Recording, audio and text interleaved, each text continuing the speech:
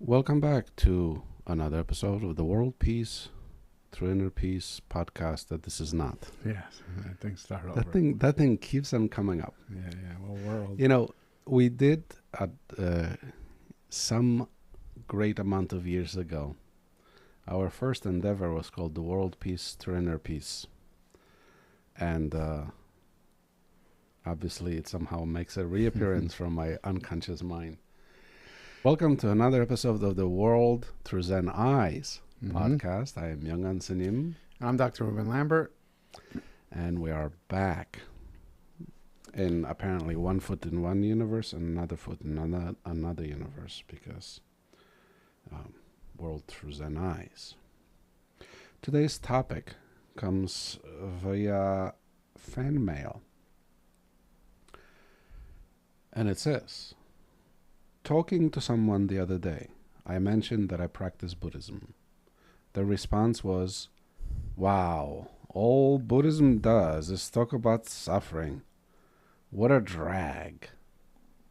Of course, I tried to explain that the Buddha teaches how to transcend suffering. Maybe we could talk about that. Thank you. It's true. Next question. Finished. Just like that. Right. So, to kind of contextualize it, I think that belief comes on the premise of, consider if you picked up or if you Googled Buddhism or the Buddhist teachings,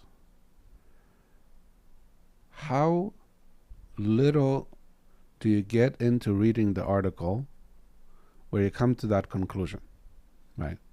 So, because what we have is what is commonly proposed as the very first teaching of the Buddha is the Four Noble Truths. Mm-hmm. So perhaps your article says, oh, Buddhism is such and such and such, and the Gautama Buddha reaches enlightenment, after which he then teaches the Four Noble Truths. First Noble Truth: life is filled with suffering from the time of birth to the time of death, and death is not an escape, for we are reborn over and over again. And if you stopped reading, you could certainly be like, wow, Buddhism, all it does is talk about suffering. Seriously, I just keep thinking about the person who, watches the first half of a movie, anything, right? Not a half. Or the first quarter of a sports match, and your favorite Right. team is losing, and you get upset and angry and walk away. You have And no say clue. they You can lost. literally come back and check Yeah. the next game. It's happened down to the wire where there's a few minutes left in a game and people walk out just to beat the traffic, and then you look or you turn on the radio back in the day, and then you hear, "Wow, your team won," and you're shocked, right? Yeah, it's So how walking away without this is how deeply seeing or this is yeah, how processing. deeply it's a pinky toe into the water kind and of thinking thing. you know the full depth, Right. the full scale of Because what the ocean. what I'm Please. reminded of is that story that we talked about of the monk that joins a monastery that has a vow of silence, right? And he's only allowed to say 2 words once a year when he has the interview right. with the abbot. And then year 1, he's food, Mhm. bad, or cold, bad, hard, robe, rough. And, then the abbot's like, all right, get out. All you do is complain. Mhm. Right? Six words over a course of 3 years. And so this is I think what we get. There is the considering that what we say is that Buddhism has 84,000 sutras.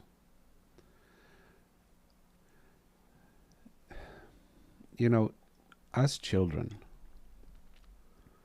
our perspective on time, on life, on the things of importance of life, on the reality of life, is as it is for a child. On the life of adults, right? The Right. fantasies you conjure up on. Well, what I'm getting at is that Mm. we as a child who is caught up in their little world, right? And then we get to some age and you realize the reality of adulthood, and adulting and bills and this and that and the other. Mm. So there's an evolution in understanding, an evolution in perspective. Without inspection of life as it is, a drunkard doesn't say they have a drinking problem.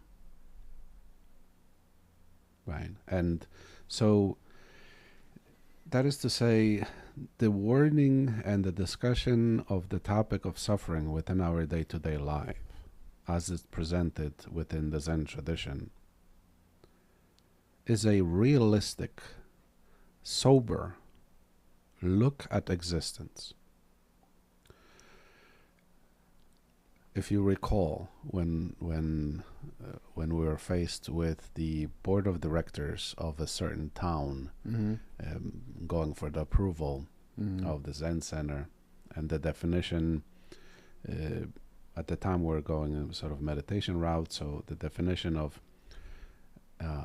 showers and or locker rooms, that the facility must have showers and or locker rooms.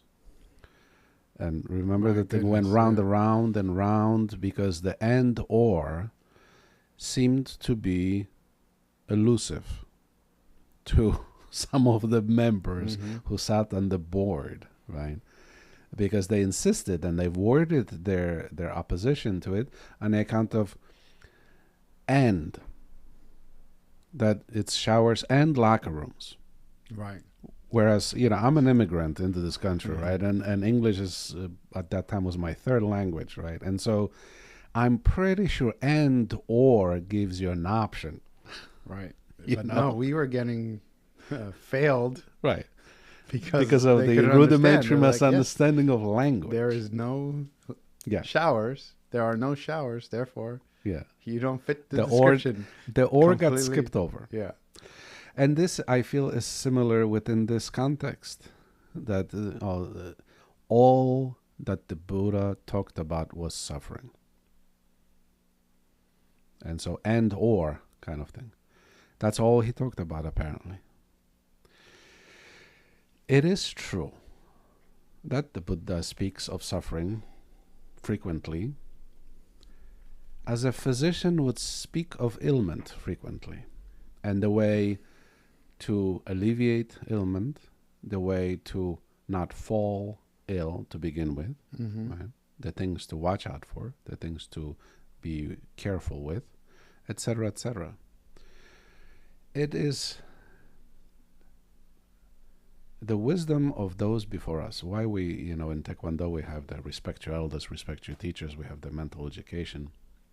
Respect your elders. Why? Right? And it's the supposed kind of perspective is that respect your elders, because they're wiser. That's not always the case. Just being old doesn't render one wise. It just renders one aged, been around. But in that being around, they have seen the cyclical nature of life. How many moons have they seen? How many summers, how many winters, how many things? And living a life, they have seen a thing.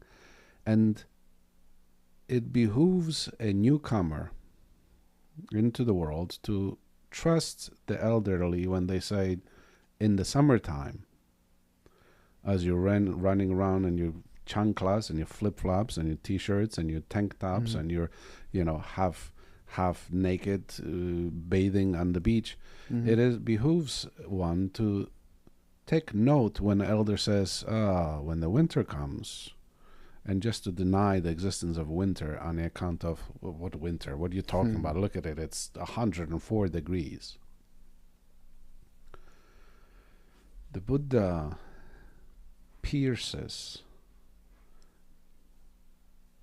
during enlightenment that facade, the balloon, the veil, the cataract. It peels back the blindness that we all are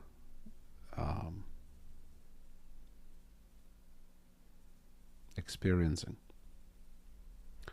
Consider, if you will, the fact that on a logical level, perhaps, we have to acknowledge that we're all at one point in time going to have to pass from this world. And yet,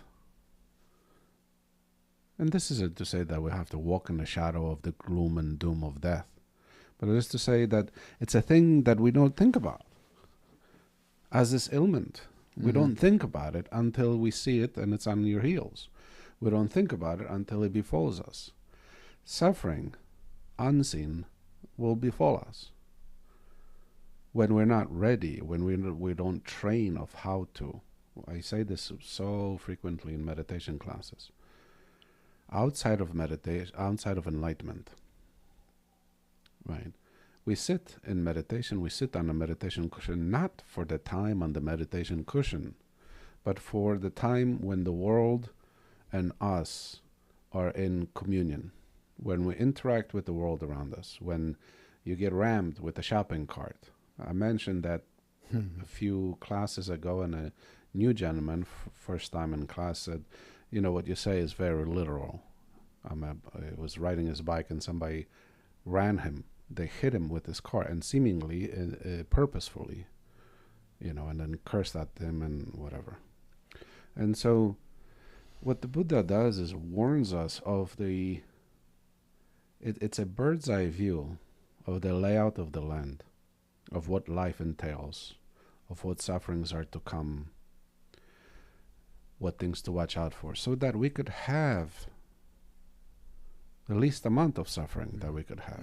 So we could have a happy life and a pleasant life. And of course, this doesn't suggest that people are living in a constant state of misery. No. And we're not even getting into next life thing and the whole karma circle. No, let's make it very practical. Imagine you're going to take a trip to the Sahara Desert, right? So if coming into this life is like going on a trip to a new land, right? Before you go, what is the first thing that you need to understand is what are the conditions of this land? What are the laws? What is the environment like?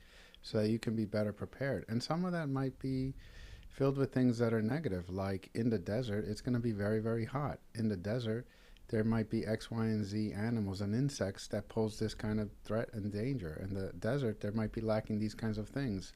And so therefore, that's all negative, you could say, right? But if you're going to enjoy that trip and find some kind of lesson or learning or some kind of relaxation or enjoyment, you better understand the layout of the land and then pack your bags properly, right? Before you go on that trip. And then you can go there and not, when you encounter those hardships, which are going to be there because no one has the power to will those things away or wish them away. That's the environment. You can now properly go into that environment and interact in a manner that will not create some kind of permanent damage or scathing of your skin because of the hot sun, or you know, end up in the hospital due to dehydration, or ultimately die, right? And then you can return from there with some nuggets of enjoyment, relaxation, or lessons, whatever it is that you get out of that. So so we have to go deeper. You know, yes, it's true that the first noble truth, within the context of the Four Noble Truths, presents life as a possibility and a frequency and a sort of. We have to dive deeper into just that first noble truth, because there are sufferings that are unavoidable and sufferings that we are going to absolutely suffer, and there are the ones that we can avoid if we have the knowledge and the wisdom and the understanding. Then you can prepare. Right. You could prepare and find the best way to navigate it, despite said suffering. There's always a mindset that does in fact govern and helps in amidst of suffering. You know, so we have the two arrows concept there, right? But that's first of four noble truths, if that's really the the kind of starting point of this misunderstanding of what Zen is. Because then it also tells us, if in fact you are suffering, what is the mechanism of your suffering? What is the causality of your suffering? What is the causality of this ailment, if you will? And then it says, there's a way out. And then it spells out the way out, delineates the path. That's the do, 발정도, right? In our tradition, we use more of the yukparamildo. But so it's a snapshot of the commonly kind of grabbed after principles. As I reflect on how we received the Zen tradition from Unsanim, as opposed to how we've received it from Google and from books and from the academic end of it, I don't know. Unsanim never really kind of went with the, life, woe is life, life is suffering. He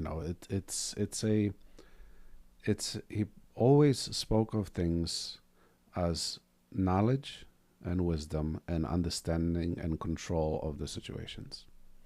And if you have those, that's what we're after. He never highlighted this kind of, it's a suffering thing, it's suffering.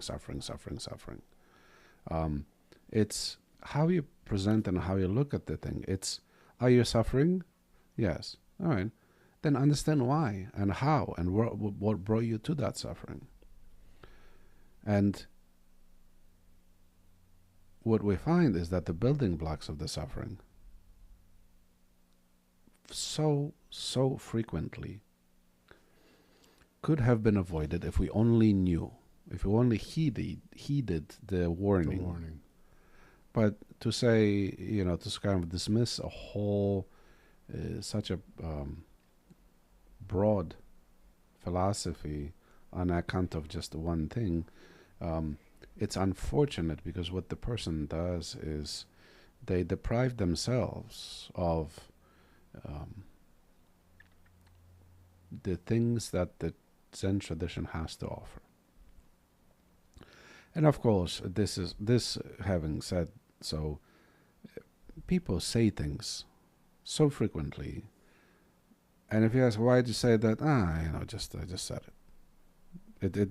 The fact that there was some really thoughtful moment before it, sometimes it's not even present there. They just say a thing just to say a thing. Oh, what a drag. Well, this seems like a point that the person was making to kind of reject Buddhism.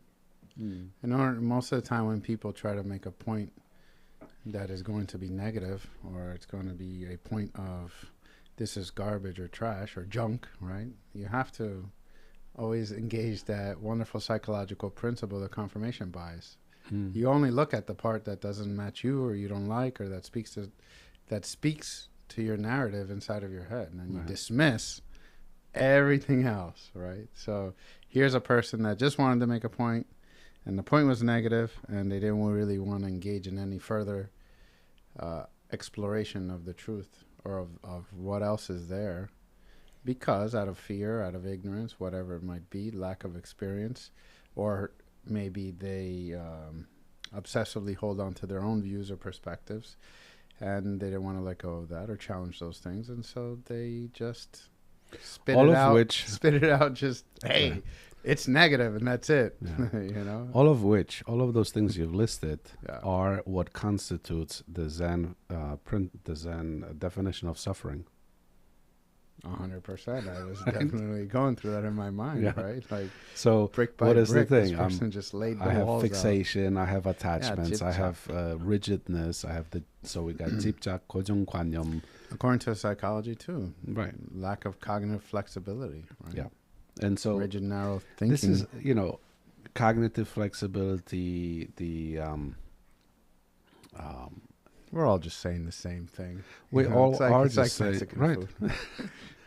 We are in fact just reporting on things that are. All of these traditions, in fact, they do same. We have the name escapes me, but in terms of flexibility,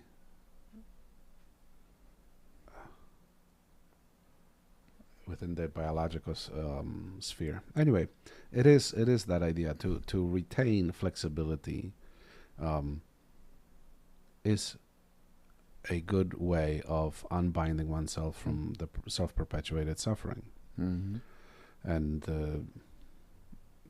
the other day in meditation class, with the intermediate meditation class, I had gone through this idea of consider how frequently in meditation are we training ourselves to cast aside discomfort.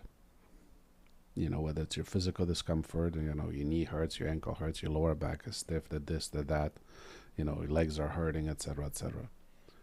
And then, of course, all the internal discomforts, etc., etc. And then we get to some point in our meditation practice where pleasurable experiences now become an obstacle. And so now we are then casting aside pleasurable experiences in meditation. Because whether the negative suffering or the pleasurable satisfaction and joy, in the context of meditation, they are both equally an obstacle. They obstruct an experience of what will be, what can be, the openness of what we stand before is obstructed and it's veiled over. Because when we have a sensation, when we have an emotion, when we have a feeling, when we have a thought that we categorize as displeasure or suffering, it's not just that category that's a suffering. With it comes a whole litany of definitions and what does that mean, etc., etc. And this is true on the other end of the spectrum as well. So in meditation practice, during your meditation, a pleasurable experience, when you categorize your experience as pleasurable, you acknowledge it for a quality, you cast existence into that duality of good and bad, I like, I dislike. And so essentially what we do is we pop right back into the normal mode of operation. And I think that's a good point, but I could also see that in many facets of life where both sides are an obstacle. Let's say if you're going to get a degree in college, right, and you see your syllabus and all you see is writing and you hate writing, or you have to attend a 3-hour boring lecture and you hold on to those negative thoughts, well, that becomes your hindrance or your obstacle. And then if you go to college and then you find out that, my goodness, hanging out at the frat houses and being at parties and drinking excessive amounts of alcohol, this is your hedonistic lifestyle now that just is all pleasure, pleasure, pleasure, and college is great. And guess what? When you chip-chakra, you become stuck in that realm too, right? Just pleasure and avoidance of doing what you have to do. Well, that becomes an obstacle too. So ultimately, yes, you have to thread the needle, find the middle path, which lines up with Zen Buddhism, and achieve your goals, right? So, because there's that poem or the bit, and I don't recall the roots, but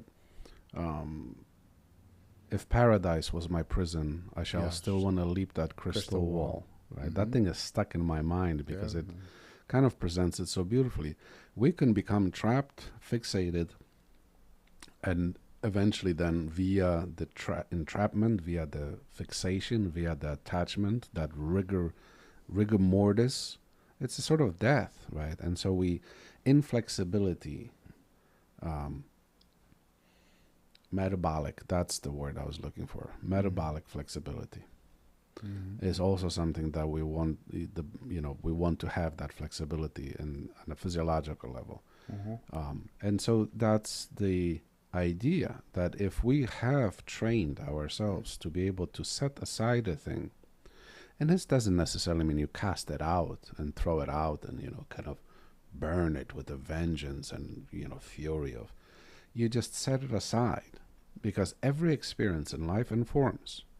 Negative experiences inform and positive experiences inform. And to say that, oh, you have to cut that out and burn it and shred it,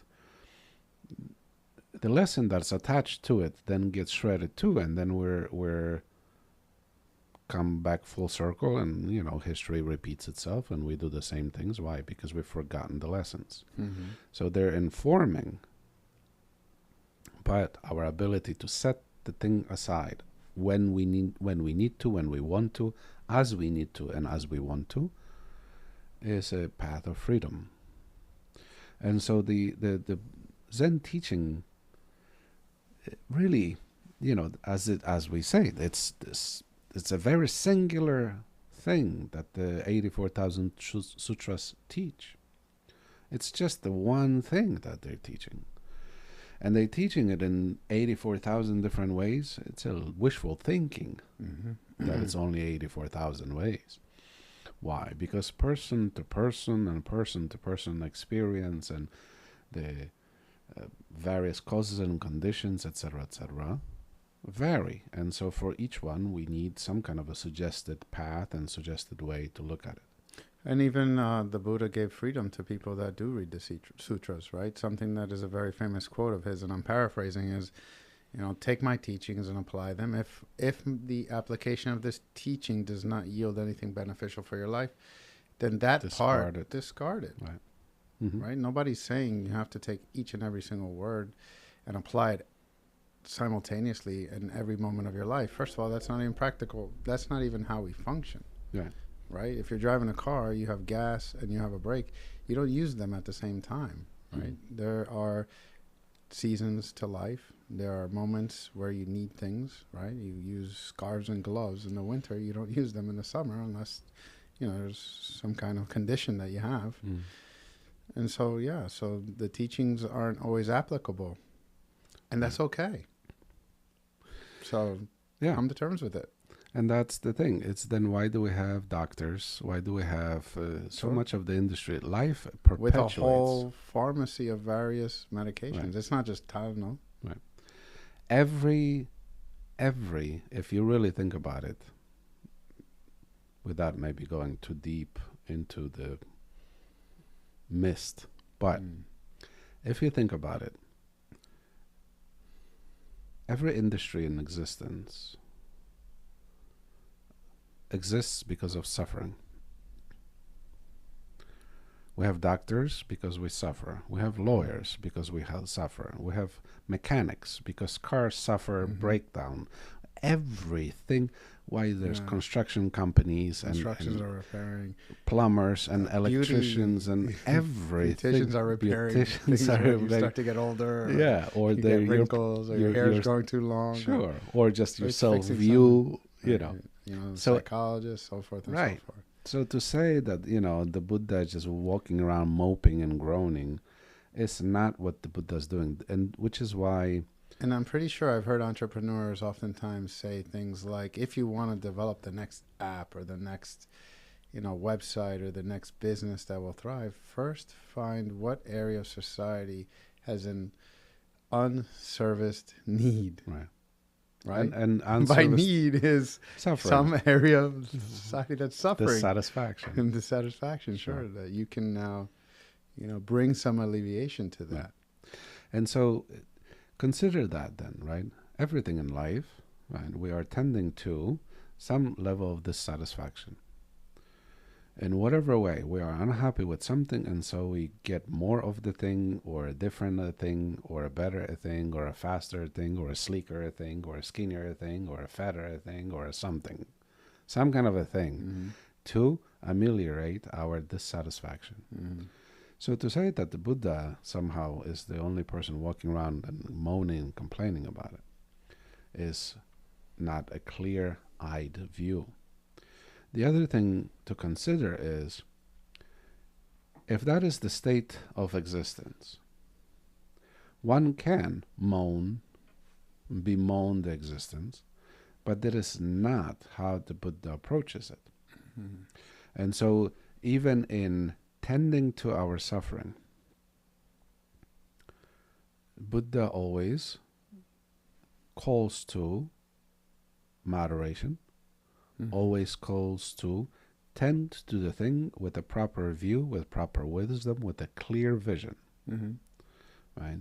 Because what we get, and this is where human beings have a tendency to, if your pendulum of displeasure and dissatisfaction and suffering, whatever, swings towards that negative end, what we do naturally is, with a great vengeance, we swing the pendulum in the opposite direction.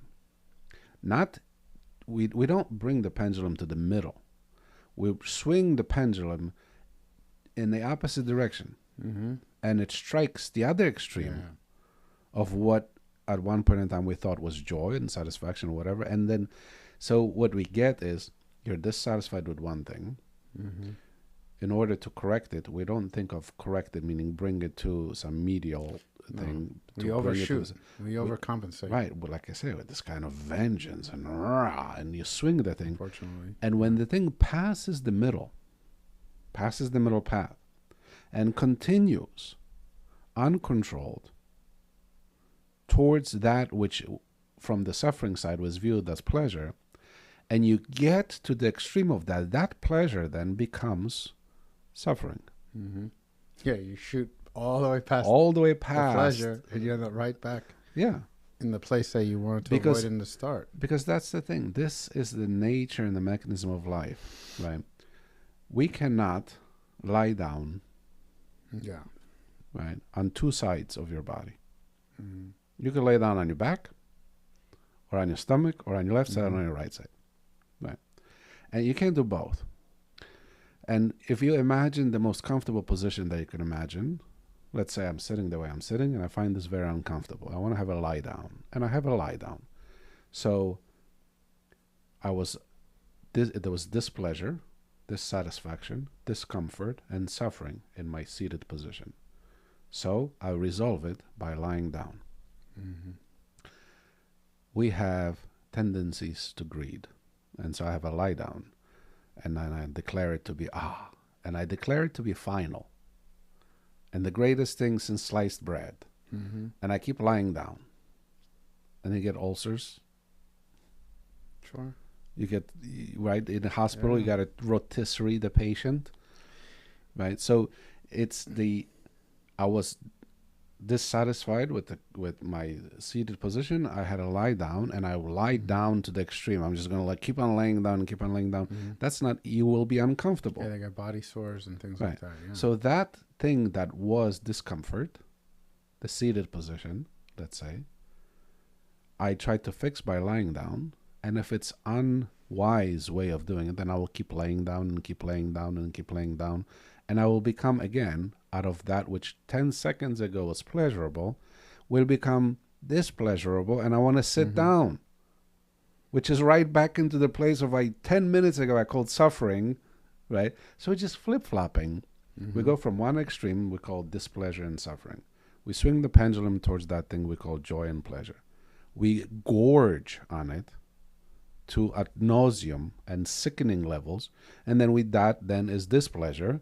And so what we want, that the very place we came from back to, because now that, right? If you go to the beach and you're in, you enjoy your sun, and like you were saying, it's fantastic. Okay. Great.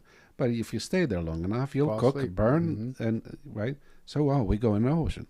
But if you go in the ocean, or if you go in the water, and you stay there long enough, you'll turn into a razor. Mm-hmm. I mean, a raisin, Yes. right?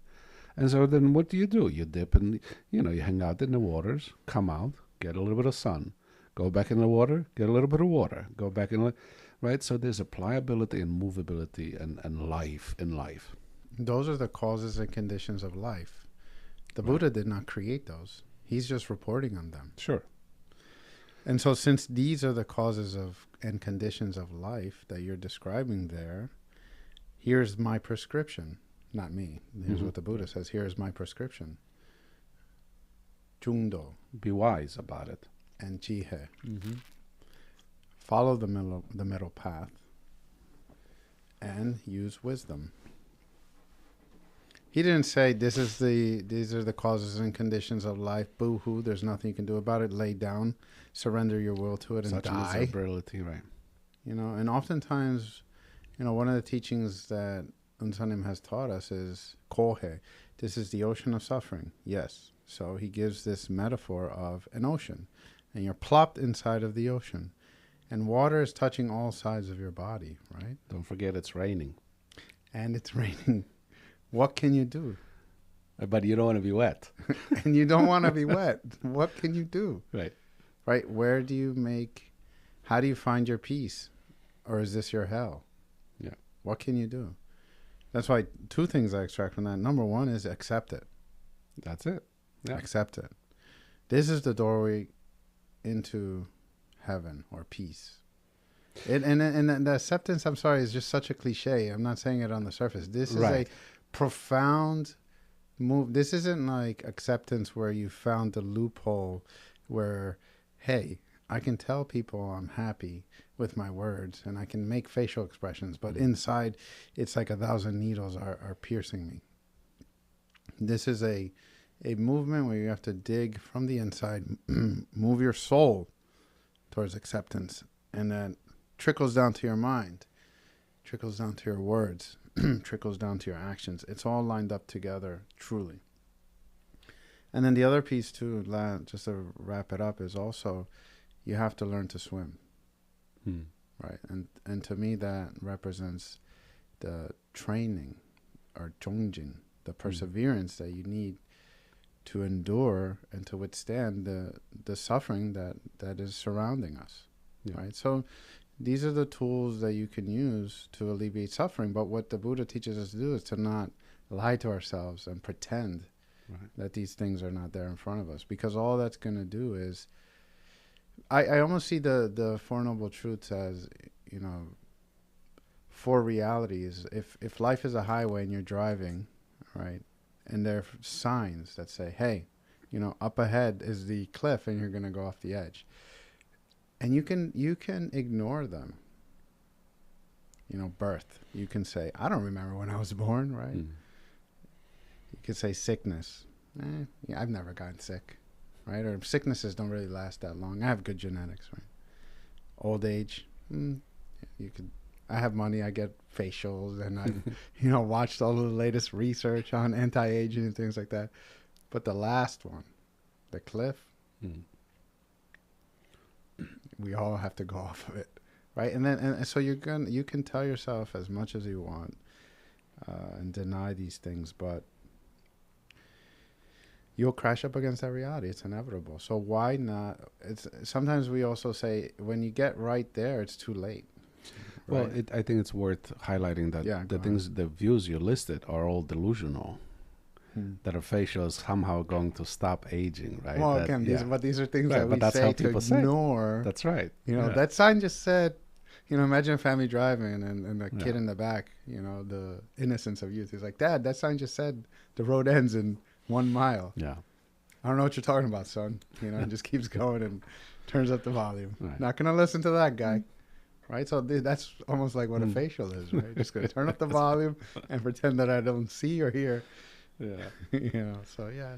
It's not to knock that. I mean, there are some health solutions actually. Sure. Some health benefits that are associated with that. But it's not going to stop time. I think it's worth it's a little bit of a side trip, but that acceptance is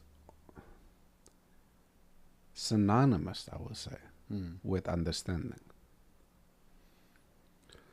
To completely understand the thing is to accept it for what it is. And this is again where the Buddhist perspective, the Buddha's view, the just the clarity is amazing. Because the idea of seeing the thing as it is and understanding it, that's how it is. There's no self-deception in there. No. There's no... It cuts through all of that. It This cuts is through almost all like of that. genome, because then if you hold on to whatever it is, whatever part, birth, old age, sickness, death, let's say, for example, and then the mind says, but, you know, the great katana of wisdom comes, the great sword of wisdom comes, and there's no but. Right. You're not seeing it for what it is. Or maybe if after you're in meditation you're thinking, well, I think, well, Yeah. because this almost makes me feel like it's a point, like mountains are mountains, rivers are rivers. You're seeing it truly at that moment for what it is. Right. And you can't, if you're wrestling with it, you haven't had that true understanding. If you're trying to, you know, turn the box or the cube into a triangle, you haven't had that. And that alignment of declaration... you know, you're just, these are all ponne, these are all obstacles, this is all fog and smoke. That declaration of, like you said, sun and sun, murul, murul, sun, mountains, mountain, rivers, river, or water is water, right? I don't know if people realize how much effort and energy and how much training that takes to see a mountain as a mountain and to see water as water. And that's why, that's like I was saying just recently when I was telling our intermediate meditation students about this casting aside your, you know, discomfort and displeasure and casting aside your comfort and pleasure. Why? Because this is exactly it. It's a training, and this doesn't leave us, because again, you know, some people might say, well, you say then throw away our joy and suffering. What kind of life is that? That's not what's suggested. What's suggested is the ability, the strength, if you want to call it that, the muscle, to be able to move the thing out of your front view as needed, right? And this is what we get when you're fixated and you cannot remove the veil of suffering or the fixation that you have. You're imprisoned by it. 100%. Let me just give a quick example. If you work, let's say, in a school and a kid throws up, and I know you've had this experience working, right? I want to help the kid. Right. If you see the true humanity at that moment, you can move towards moving that kid and clean that kid. Maybe that's yaksa bosa functioning in your heart. But when you look and you see, disgusting, and then you throw up, you're not seeing that moment for what it is, and then you cannot move and use. Yeah, well, we'll keep the people nameless, but you're talking about specific teacher who you cannot we move. know But this is because you're mentioning mountains. It's so hard to see because we're impeded by our judgments. Right. Bunbyol, Bunbyol, right? Which is connected to our past experiences, which is connected to Elchan. Like all of these come into play in that moment.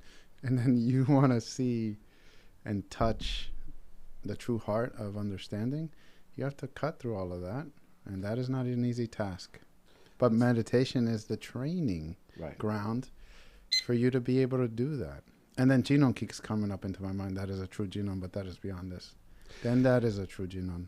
And this is exactly how true the mantra, Buddha, let me say. yeah, this is exactly how the Buddha then presents this whole thing.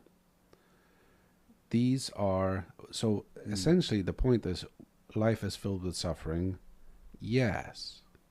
Is it the only thing? No. But even more so, consider that the suffering is perpetuated by us. Why? Because we cannot see the reality as is. And so we cannot navigate it as is. No. Right. And so this idea of their suffering, he's not saying that there's suffering innately, perhaps, in existence. 100%. That the suffering is our lack of wisdom and understanding. That's the suffering. Well, I'll quote One Hill Desa, because we, at that moment, through our ignorance, make jewels out of the three poisons. Yes. So fundamentally, Yeah. Yeah, it is our lack of wisdom, or kwanmyong, why we suffer. Yeah. And so the idea of pessimism as the major characteristic of Buddhism is perhaps what's responsible. One half of the story, not even. Right. It's not even. It's I'll declare that to be a myth. 100% a myth. Misunderstanding. well, I blame. Pardon me. There's going to be tomatoes flying now, but I blame the academic only understanding of the path. Mm-hmm. Because you organize it, it's the way in which it's presented, and if it's presented really how it ought to be, which cannot, but how it ought to be and how it's intended to be, right? You understand the entirety of it first, then you present it accordingly. Mm-hmm. To present it before understanding, this is what we get. We've seen, like you said, you've seen half the movie, Mm-hmm. and you draw up a synopsis of the movie. Mm-hmm. That's going to miss the second half of the movie. It's not going to include the resolution to the problem that the first half of the movie perhaps presents, and so it's going to have maybe skew towards pessimistic view. Mm-hmm. It's all pessimistic. It was the worst movie ever. It was just horrible. And then the last 2 minutes, everything resolves, and there's The an great aha moment. climax. Yeah, somebody puts fantastic Mhm. soundtrack behind it, and And you they walk live out hap- and they live floating on happily cloud ever nine. after. Yes, Yeah. yeah. And so this is that kind of case. Where does the Buddha end, though? That's also a part that's missing, right? Because there's the way out of suffering, and then a part that isn't. It is addressed, but not clearly addressed, in the Four Noble Truths. Well, let me go. We have really fast Sambopin, 3 truths that are declared and unmovable. Jebop Mua, Jeheng Musangin, but my favorite, the last one. Yolban Toktung. Yeah. What about that part? You just completely cut that out of the Buddhist teachings? Is about, looking for Yolban, finding this is also finding within the nirvana. Four Noble Truths, right? I mean, the fourth one is the third The one. the way The third out. one is like, look, don't panic. Yeah. We've talked in the first and the second one. The first Yeah. one was like, these things are going on. They're suffering. Why? Number 2, why? Because you're just stubborn. Mm-hmm. You're stubborn. That's why we're suffering. Mm-hmm. You're attached and fixated. That's why you're suffering. You're not looking at the whole thing. That's why you're suffering. You're fixated in your perspective. That's why you're suffering. I don't wanna. That's why you're suffering, etc., etc. And then the third one's like, okay, now we've got that established. Third one's like, all right, now take a breath. There is a way out. Mm-hmm. But the way out is built on the understanding of what is, as it is, and that's how we get the way out. If your initial perspective is that of the self-deception and delusion and unclear view, there is no way out of confusion. No. Because I you're know just that firsthand. confused, and you're moving around confused. And do you recall, I think it was the first time we did at the when we're still in Warren, we did the trip to the corn maze. At nighttime. It was a field trip with a group to the corn maze, and and we were all given a map Yeah. of the thing, right? But so Sunyim's everybody's following Sunyim. So I said, okay, everybody's got a map. Yes, everybody's ready. Okay, and then I ran in. And they all ran in. Ran in for like 3 minutes, right? And then we stopped. And it's like, okay, what was that all about? Oh, no, okay, we're here. You have a map, right? Navigate. Right. The map is rendered useless Completely. because you can't triangulate yourself to where you actually are in the maze. So it took us, what is it, like an hour to navigate out for everybody to make it out of the maze. The second pass, right, was, all right, you notice that we've ran in, head in, no clarity of thinking, no nothing. You have, even though you have a map, it is rendered useless by how you've entered into the situation. Now, have a map. Look at your map. You see where we are starting? Yes. Now. And everybody was out in like 20 minutes. And this is the same thing, right? So the Buddha presents life as it is, right? And then there's a map, and the proper use of the map is also gifted. So like, this is the thing. There's suffering, yes. What's the cause of suffering? What's the building blocks of this thing? Oh, these are the building blocks. All right, take it easy. Now that we got that covered, don't worry, there's a way out. And if you pause, somebody who's thoughtful will say, well, what is the way out? And say, well, here we go. This is the way out. And the way out is presented. And the way out for each person is going to be different, right? Customized. And this is where the Zen tradition really is a living tradition. I had somebody recently with Tea with the Abbot, and they brought a book. This was the first and last time they brought a book to our Tea with the Abbot, because they didn't know any better, and then said, okay, last time I brought a book, I know better now. Because you cannot ask a book a question. The book doesn't know your name. No. The book doesn't know where you work. The book doesn't know your afflictions and whatever. That's like to say, and ironically so, people do that, right? You reference an ailment, right? And in psychology, this is the self-diagnosing and quick haphazard kind of diagnose. It was there was a time in school, at least where I was, right, that at one point in time, every teacher seemed to be a licensed psychologist. They look at a kid for 3 minutes and they say, that one's got ADHD, right? First of all, that's not how diagnosis works, period. And right? they handed out diagnoses like Like people candy hand at out Halloween. they hand out lunch in the school cafeteria. It's just like, here you go, here's one for Right. you. Yeah. So what are the criteria? Right? How many do you have to satisfy some set amount of criteria? This X and this and this is kind of the idea, right? That we cannot. They would just, people would reference a thing and say, oh, if you have a such and such infliction, and then they give every possible symptom, right? And then people will look at a list of 30 things, 15 of which, let's say, you have to satisfy to be classified with the said affliction, but they say, oh, so you either get, people have 5 of those things, which is a normal life kind of condition. It's everyday life. Right?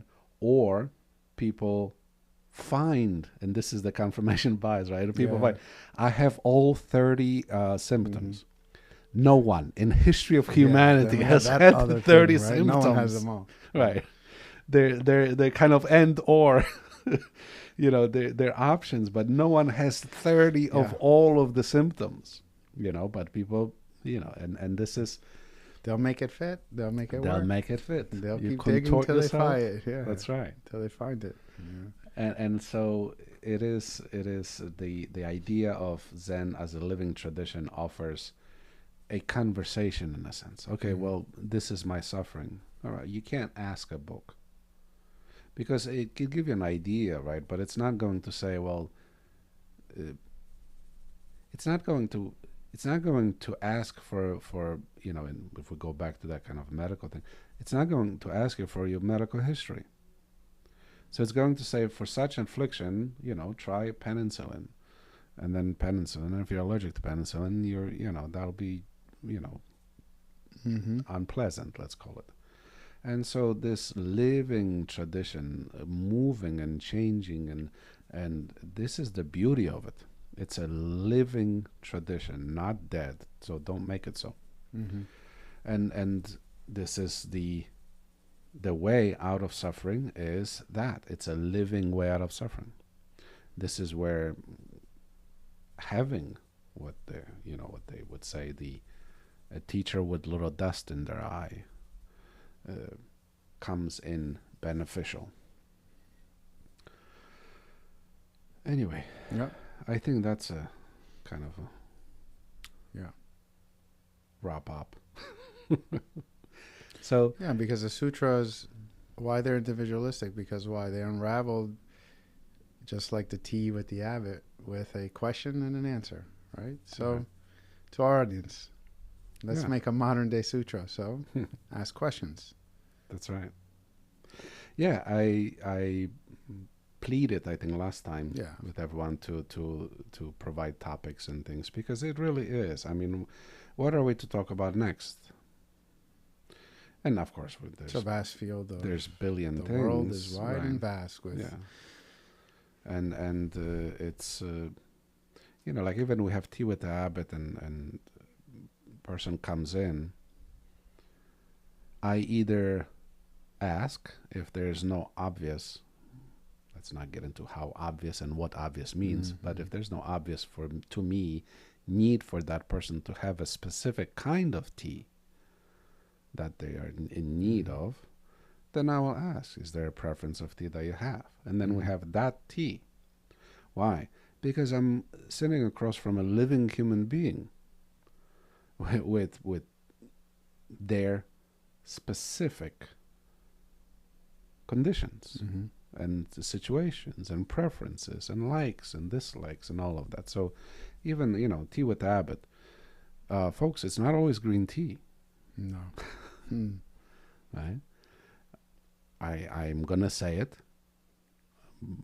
sort of as a means of disclaimer, perhaps. It might not even be the tea you like. How about them apples? But it might be the tea you need. I am Young Anzarim. Until next time, take care of yourselves and each other. I'm Dr. Ruben Lambert. If you like what you hear and it brought you benefits, pass it on to someone else.